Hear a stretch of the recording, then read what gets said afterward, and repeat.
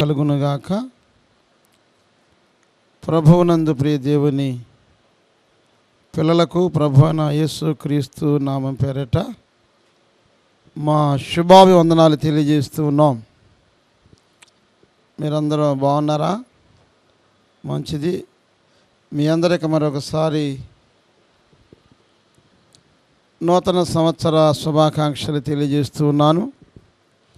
మరి మా కోసం, మా పరిచర్ల కొరకు ప్రార్థన చేయండి. మీ కొరకు, మీ కుటుంబాల కోసం ప్రార్థన చేయడం జరుగుతుంది. మరి నూతన సంవత్సరంలో దేవుడు నూతనమైన మేలులతో మనందరిని దీవించాలని ప్రార్థిస్తూ ఉంటాను. మా కోసం, ఈ టీవీ పరిచర్య కోసం, మా సంఘ అభివృద్ధి కోసం ప్రార్థన చేయండి. మరి యొక్క సమయంలో పరిశుద్ధ బైబిల్ గ్రంథము నుండి మొదటి దినవృత్తాంతాల గ్రంథము 4వ అధ్యాయము 9వ వచనాన్ని చదువుకుందాం. మొదటి దినవృత్తాంతాల గ్రంథము 4వ అధ్యాయము 9వ వచనాన్ని చదువుకుందాం. యెబ్బేజు తన సహోదరుల కంటే ఘనము పొందినవాడై ఉండెను. వేదన పడి ఇతన కంటినని అతని తల్లి అతనికి యెబ్బేజు అని పేరు పెట్టెను. ప్రార్థన చేసుకుందాం. పరిశుద్ధుడైన తండ్రి, ప్రేమ కలిగిన ప్రభువా, స్తోత్రాలు. ఈ ఉదయకాల సమయంలో, ఈ నూతన సంవత్సరములో నీ సన్నిధిలో నీ బిడ్డలుగా నిన్ను స్తుతిస్తూ ఉన్నాము తండ్రి. మా స్తుతులకు పాత్రుడా, స్తోత్రాలు. ఈ ఆరాధనాంతలో మీరు తోడుగా ఉండండి. ఈ వాక్యాన్ని వినుచున్న బిడ్డలను దీవించండి. వాక్యానికి లోబడి జీవించే కృప దయచేయండి. యేసు నామములో ప్రార్థన చేసి పొందుకున్నాము తండ్రి, ఆమేన్. హల్లెలూయా. మంచిది. పరిశుద్ధ బైబిల్ గ్రంథములో చదువుకున్న వాక్య భాగములో యెబ్బేజు అనగా వేదన పుత్రుడు. యెబ్బేజు అనగా దురదృష్టవంతుడు లేక వేదన పుత్రుడు. కాబట్టి ఈ యెబ్బేజు తన తల్లికి పుట్టుకలో వేదన కలిగించాడు. కానీ తన జీవితంలో దేవునికి ఆనందం కలిగించాడు. యెబ్బేజు తన పుట్టుకలో తల్లికి వేదన కలిగించాడు. తన జీవిత కాలంలో దేవునికి ఆనందం కలిగించాడు. అయితే ఈ యెబ్బేజు 6 నెలలు కడుపులో ఉండగా తల్లి గర్భములో తండ్రి చనిపోయాడు. అతడు భూమి మీదకి వచ్చిన తర్వాత తల్లి చనిపోయింది. చూడండి, ఈ యొక్క యెబ్బేజు ఈ వేదన పుత్రుడు చేసిన ప్రార్థన ప్రభు ఆలకించాడు. అయితే యెబ్బేజు తన సహోదరులందరికంటే ఘనము పొందినవాడై, చూసారండి, తన సహోదరులందరికంటే ఏం పొందుకున్నాడంట? ఘనము పొందుకున్నాడు. యెబ్బేజు ప్రార్థన దేవుడు ఆలకించాడు. యెబ్బేజు విన్నపాన్ని ప్రభువు అంగీకరించాడు. ప్రియ క్రైస్తవ జనాంగమా, ప్రియ సోదరి సోదరుడా, ఈ ఉదయకాల సమయంలో మరి నీవు చేస్తున్న ప్రార్థన ప్రభు ఆలకిస్తున్నాడా?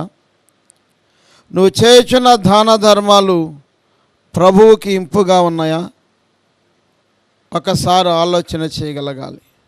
యెబ్బేజు ప్రార్థన విన్నటువంటి దేవుడు తన సహోదరులందరికంటే, తన సోదరులందరికంటే, తన మిత్రులందరికంటే ఘనము పొందినవాడై ఆశీర్వదించబడెను అని వాక్యంలో మనం చూస్తున్నాం. యెబ్బేజు ప్రార్థన విన్న దేవుడు యెబ్బేజును దీవించాడు. అయితే 10వ వచనం, యెబ్బేజు ఇశ్రాయేలీయుల దేవుని గూర్చి మొర్రపెట్టి. హల్లెలూయా. ఏ విధముగా యెబ్బేజు దీవించబడ్డాడు అంటే, ఏ విధముగా యెబ్బేజు ఫలించాడు అంటే, ఏ విధముగా యెబ్బేజు తన సహోదరులందరికంటే ఘనుడయ్యాడు అంటే, మనం చదువుకున్న వాక్య భాగములో యెబ్బేజు ఇశ్రాయేలీయులను గూర్చి మొర్రపెట్టి, దేవునికి స్తోత్రం, మొర్రపెట్టి అంటే ప్రార్థించాడు, విన్నపాలు తెలియజేసుకున్నాడు. ఏమండి, మొర్రపెట్టువారును నిజముగా మొర్రపెట్టువారును 2 రకాలు ఉన్నారంట.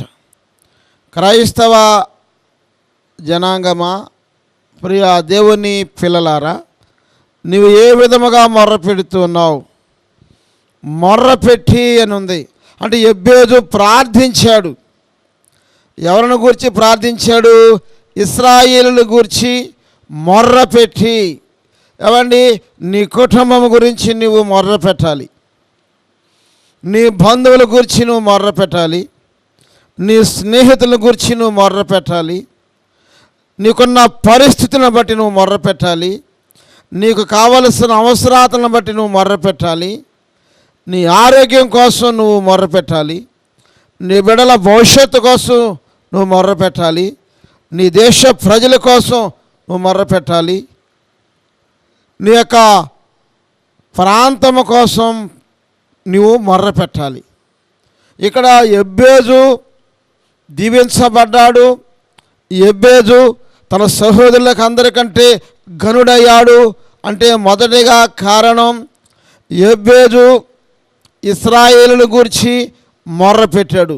ప్రియా దేవుని సంఘమా, ప్రియ దేవుని ప్రజలారా, నీ ప్రక్కన నీ కుటుంబం కోసం నువ్వు మొర్రపెడుతున్నావా?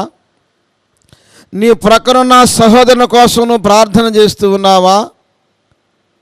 నీ యొక్క గ్రామము కోసం, నీ యొక్క పట్టణము కోసం నువ్వు ప్రార్థన చేయగలుగుతున్నావా? ఎంతసేపు నీ అవసరాల కొరకు, నీ కుటుంబం దీవెన కొరకు నీవు అడుగుతూ ఉన్నావా? ఇక్కడ యెబ్బేజు ఇశ్రాయేలుల గురించి మొర్రపెడుతూ ఉన్నాడు. యెబ్బేజు ఇశ్రాయేలుల పక్షముగా ప్రార్థన చేస్తూ ఉన్నాడు. ప్రియా దేవుని పిల్లలారా, నా ప్రియ సోదరులారా, ఈ సమయంలో నీవు చేసే ప్రార్థన ఎలా ఉంది? నీ యొక్క తలంపులు ఎలా ఉన్నాయి? నీ ఉద్దేశము ఎలా ఉంది? నీ యొక్క పొరుగు వారిని గురించి నువ్వు ప్రార్థించగలుగుతున్నావా? నిన్ను వలె నీ పొరుగు వారిని ప్రేమించుము అని, ఇది ఆజ్ఞలన్నిటిలో ప్రధానమైన ఆజ్ఞని పరిశుద్ధ గ్రంథం మనతో మాట్లాడుతూ ఉంది. ఆజ్ఞలన్నిటిలో ప్రధానమైన ఆజ్ఞ, నీ పొరుగు వారిని నిన్ను వలె ప్రేమించు.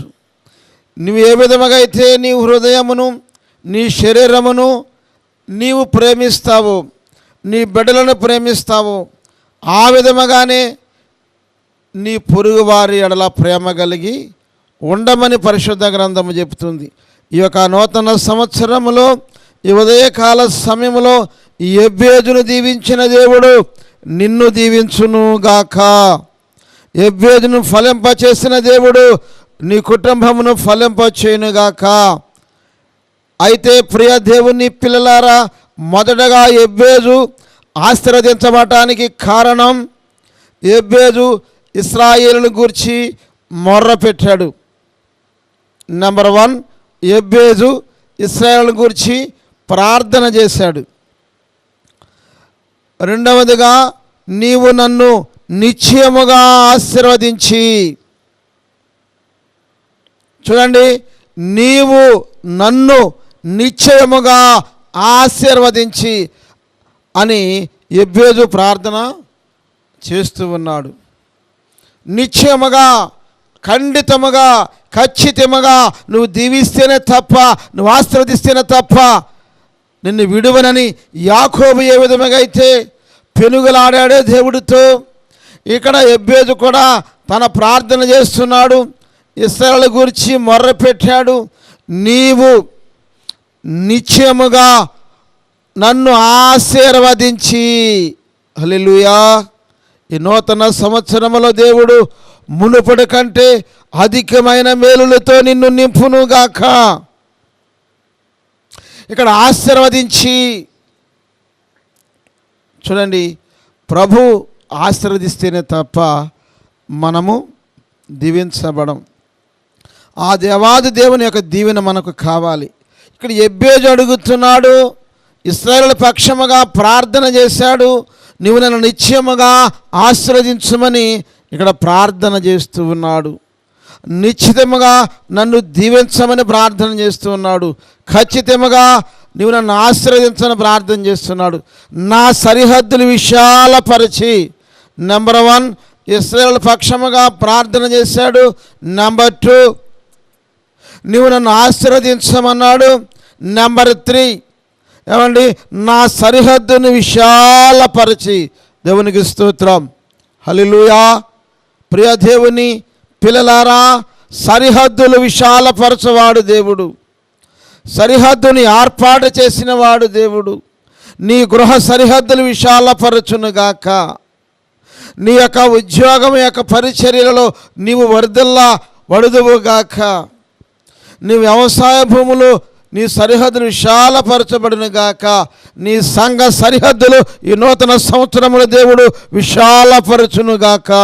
హల్లెలూయా. ఎబ్బేజు ప్రార్థిస్తున్నాడు, ఇశ్రాయేలు పక్షముగా మొర్రపెట్టున్నాడు.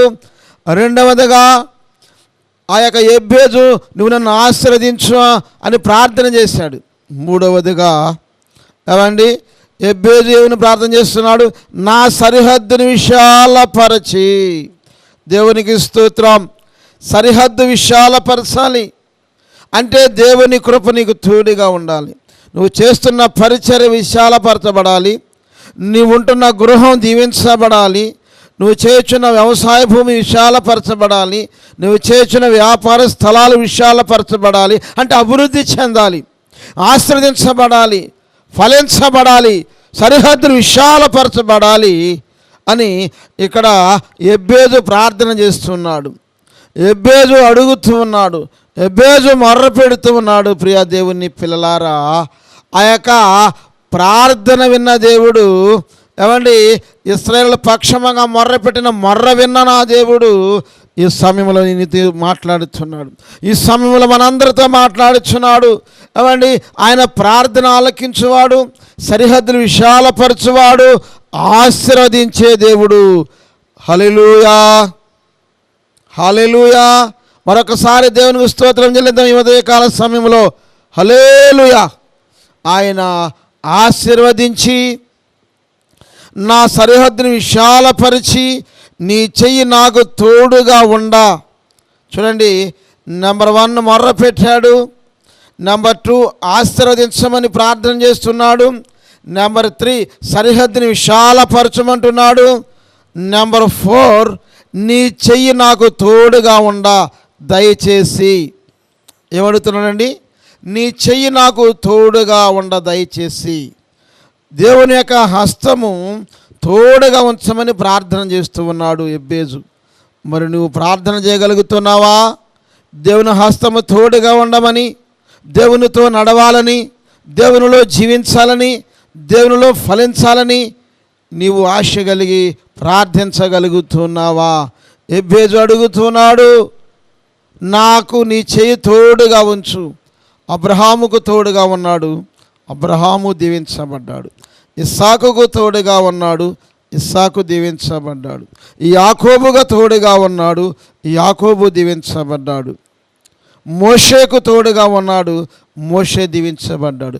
ప్రియ దేవుని సంఘమా, ప్రియ దేవుని పిల్లలారా, ఈనాడు క్రైస్తవులం, దేవుని పిల్లలం అని చెప్పుకుంటున్నాడు. నీవు ఎలా ఉన్నావు? దేవుని హస్తము కొరకు ప్రాకులాడుతున్నావా?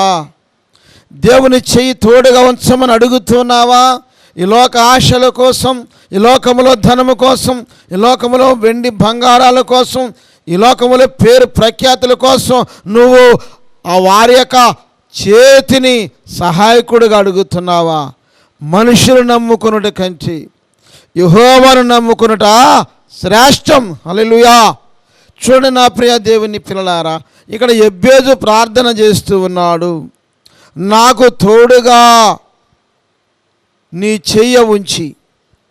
చూడండి, యెహోవా హస్తము తోడుగా ఉంటే ఏమండి దీవించబడతావు. యెహోవా హస్తము నీకు ఎడబాస్తే నీకు శోధన కలుగుతుంది. యెహోవా హస్తము నీకు దూరముగా ఉంటే నీవు అనారోగ్యం పాలవుతావు. ఈ నూతన సంవత్సరంలో, ఈ ఉదయకాల సమయంలో ప్రభు నీతో మాట్లాడుచున్న మాట, నా కుమారుడా నీకు నేను తోడుగా ఉంటానంటున్నాడు. అయితే యెబేజు ప్రార్థన చేస్తూ ఉన్నాడు ఇశ్రాయేలు పక్షముగా. యెబేజు ప్రార్థన చేస్తూ ఉన్నాడు నన్ను ఆశీర్వదించమని. యెబేజు ప్రార్థన చేస్తున్నాడు నా సరిహద్దులు విశాలపరచమని. యెబేజు ప్రార్థన చేస్తున్నాడు నీ చెయ్యి నాకు తోడుగా ఉంచమని. హల్లెలూయా. నాకు కీడు రాకుండా దానిలో నుండి నన్ను తప్పించుము అని ప్రార్థింపగా, దేవునికి స్తోత్రం. ఏమండి, నెంబర్ 1 యెబేజు మొర్ర పెట్టాడు.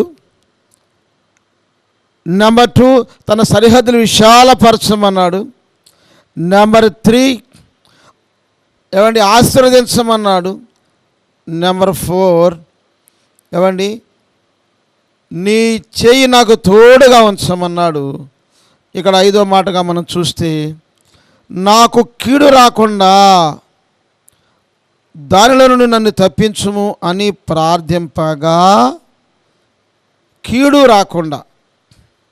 చూడండి, కీడు అనగా అది నష్టం, అది రోగం. ఏమండి, ఈ సమయంలో అనేక మంది రోగులు ఈ వాక్యాన్ని వింటూ ఉన్నారు. అనేక మంది బలహీనులు ఈ వాక్యాన్ని వింటూ ఉన్నారు.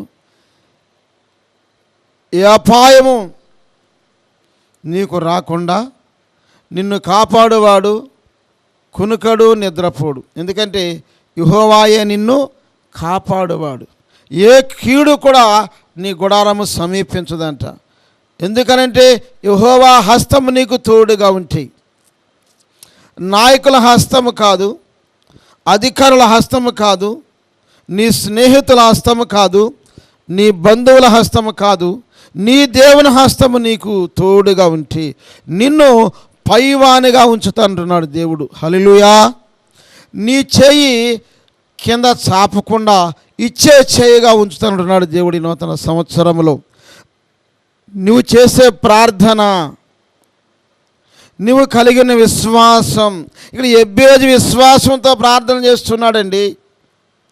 యెబేజు నమ్మకముతో ప్రార్థన చేస్తున్నాడండి. యెబేజు ఆసక్తితో ప్రార్థన చేస్తున్నాడండి. యెబేజు విశ్వాసము కలిగి ప్రార్థన చేస్తున్నాడండి. కాబట్టి ఏ కీడు నాకు రాకుండా, ఏ కష్టము నాకు కలగకుండా, ఈ నూతన సంవత్సరంలో ఏ రోగము నా దరి చేరకుండా, ఈ నూతన సంవత్సరంలో ఏ బలహీనత ఏలుబడి చేయకుండా నన్ను దీవించు ప్రభువా, ఆ కీడు నుండి తప్పించు ప్రభువా అని యెబేజు ప్రార్థన చేస్తూ ఉన్నాడు. దేవునికి స్తోత్రం. మరొకసారి దేవుని స్తుతిద్దాం. హల్లెలూయా.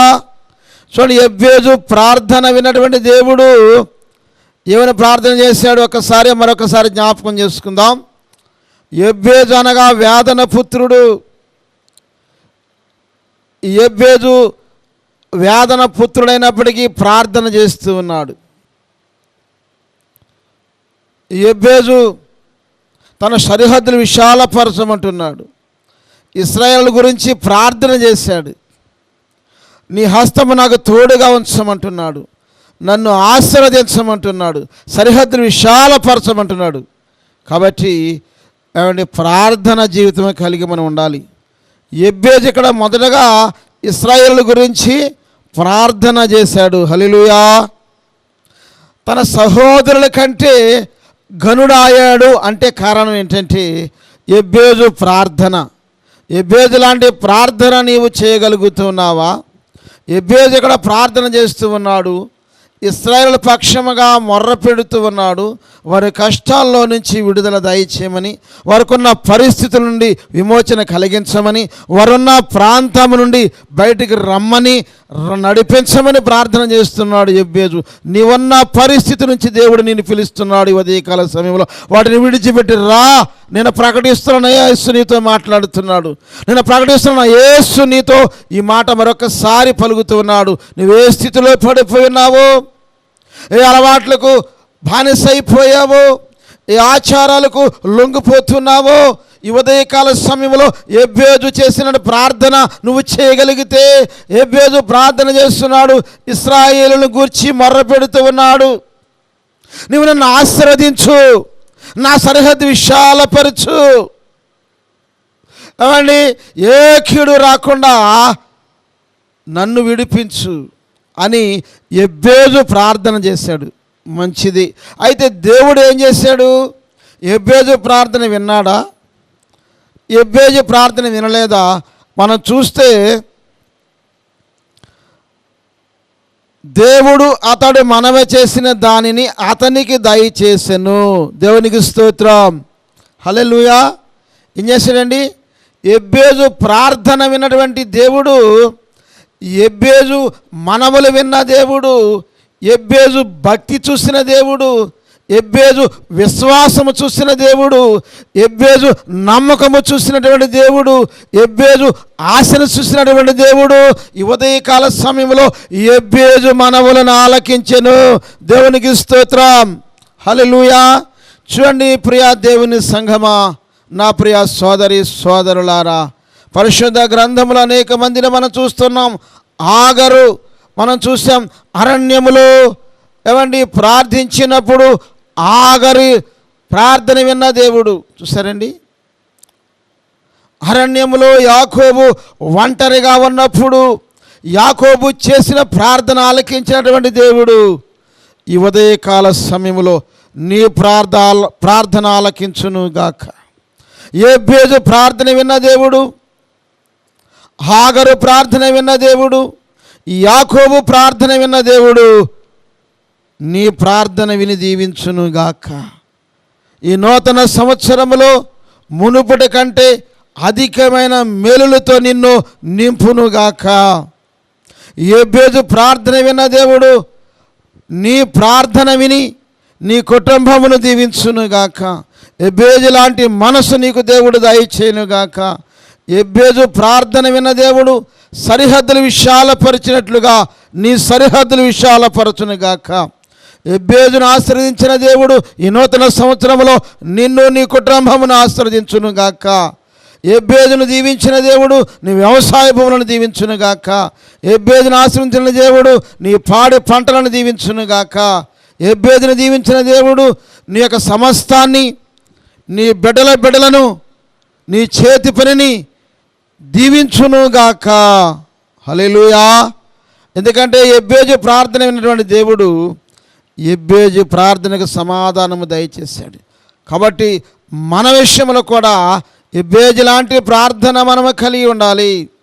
ఇతరుల కోసం మనం ప్రార్థన చేయాలి, మన కుటుంబాల కోసం మనం ప్రార్థన చేయాలి. అలాగే దేవుడు కీడు నుంచి విడిపించమని ప్రార్థన చేయాలి. మనం ఉన్న పరిస్థితులను బట్టి ఈ నూతన సంవత్సరంలో ఇంకా విశాలపరచాలి. ఏమంటే నూతన సంఘాలు ఏర్పాటు చేయాలి, నూతన గృహాలు దేవుడు దయచేయాలి, నూతన పాడి పంటలు దేవుడు అనుగ్రహించాలి, నూతన ఉద్యోగాలతో నిరుద్యోగులందరికీ దేవుడు మంచి జాబులు దయచేయాలి. ఈ ఉదయకాల సమయంలో నువ్వేదైతే ఆశపడుతున్నావో, ఏదైతే కోరుతున్నావో, నువ్వు అడిగిన దానికంటే, నువ్వు ఊహించిన దానికంటే మరి ఎక్కువగా దేవుడు దయచేయునుగాక. దేవుడు ఈ నూతన సంవత్సరము నూతనమైన మేలులతో యెబ్బేజును సరిహద్దులు విశాలపరచిన దేవుడు మనందరి సరిహద్దులు విశాలపరచునుగాక. దేవుడి మాటలను దీవించునుగాక. మంచిది. ఈ యొక్క పరిచర్యల కోసం ప్రార్థన చేయండి. యేసయ్య దీవెన అనే టీవీ కార్యక్రమాన్ని చూస్తున్న ప్రియ బిడ్డలందరికీ మరొకసారి వందనాలు తెలియజేస్తున్నాను. అనేక మంది యేసయ్య దీవెన టీవీ కార్యక్రమాన్ని చూసి ఫోన్ కాల్స్ ద్వారా మాతో మాట్లాడుతున్నారు. అనేక మంది మా మందిరానికి వస్తున్నారు. అనేక మంది స్వస్థత పొందుతున్నారు. అనేక మంది దీవించబడుతున్నారు. అనేక మంది మందిరానికి వచ్చి వారు కూడా మా యొక్క ప్రార్థనలో పాల్గొని వారి కుటుంబాలు కూడా దీవించబడుతూ ఉన్నాయి. కాబట్టి ఇంకా ఈ పరిచర్యను దేవుడు ఈ నూతన సంవత్సరంలో విస్తారముగా దీవించినట్లుగా ప్రార్థించండి. మీకోసం, మీ కుటుంబాల కోసం ప్రార్థన చేయటం జరుగుతుంది.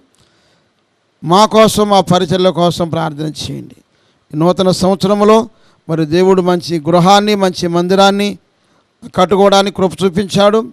ఆ మందిరము, గృహము నిర్మాణంలో ఉన్నది. కాబట్టి ఆ మందిరము, ఆ గృహము కూడా త్వరలో పూర్తి ఉన్నట్లుగా మీ అనుదిన ప్రార్థనలో ప్రార్థన చేయండి. దేవుడు తప్పక మన ప్రార్థనను ఆలకించి మనందరిని దీవించునుగాక. దేవుడి మాటలు దీవించునుగాక. చిన్న ప్రార్థన చేసుకుందాం. పరిశుద్ధుడైన తండ్రి, ప్రేమ కలిగిన ప్రభువా, స్తోత్రాలు. ఈ సమయంలో ఇంతవరకు మాతో మాట్లాడావు. ఎబ్బేజు ప్రార్థన విని ఎబ్బేజు మనవులను ఆలకించిన మా తండ్రి, మీకే స్తోత్రాలు. ఎబ్బేజు సరిహద్దుల విషయాలు పరిచావు. ఎబ్బేజును కీడు నుండి విడిపించావు. ఎబ్బేజును ఆశీర్వదించావు. ఎబ్బేజుకు తోడుగా ఉన్న దేవుడవు తండ్రి. ఎబ్బేజు సహోదరులందరికంటే గనుడైనట్లుగా నీ వాక్యం ద్వారా మేము చూస్తున్నాం. మా గొప్ప తండ్రి, నీ సన్నిధిలో నీ సేవకులుగా మేము కూడా మీ యొక్క కృపను బట్టి నీ సన్నిధిలో గనులుగా ఎంచబడినట్లుగా, ఎబ్బేజు వర్ధిల్లినట్లుగా నన్ను, నా కుటుంబాన్ని, నా పరిచయను, మా గ్రామాన్ని, మా దేశాన్ని వర్ధిల్ల చేయమని, మా కోసం ప్రార్థించమని కోరిన ప్రతి కుటుంబాన్ని దీవించమని, ఈ యొక్క వాక్యాన్ని వినుచున్న ప్రియ బిడ్డలందరూ మీరు ఆశ్రయించండి. ఎవరైనా రోగులై ఉంటే ఇప్పుడే యేసు నామములో స్వస్థతపరచండి. బలహీనులై ఉంటే ఇప్పుడే బలపరచండి. విద్యార్థులను దీవించండి. మంచి ఉద్యోగాలు దయచేయండి. ఉద్యోగస్తులను దీవించండి. వ్యాపారస్తులను దీవించండి. ఈరోజు జన్మదినము, వివాహ దినము, శుభకార్యములు జరుపుకున్న కుటుంబాలకు మీ సహాయం దయచేయమని, సంవత్సరాది మొదలుకున్న సంవత్సరాంత వరకు మీ కృప తోడుగా ఉంచమని, మా కోసం ప్రార్థించమని కోరి ప్రతి కుటుంబాన్ని దీవించమని, ఈ నూతన సంవత్సరంలో ప్రతి కుటుంబం రక్షణ పొందుకొని నీ సన్నిధిలో వర్ధిల్లే కృప దయచేయమని మా సంఘ బిడ్డలందరినీ పేరు పేరుని దీవించండి. యేసయ్య దీవెన టీవీ కార్యక్రమాన్ని దీవించండి. ఈ యొక్క టీవీ కార్యక్రమాన్ని స్పాన్సర్ చేసినటువంటి కుటుంబాన్ని దీవించి ఆయురారోగ్యాలతో నింపండి. యేసు నామములో ప్రార్థించి పొందుకున్నాము తండ్రి. ఆమేన్. అందరికీ వందనాలండి. నూతన సంవత్సర శుభాకాంక్షలు.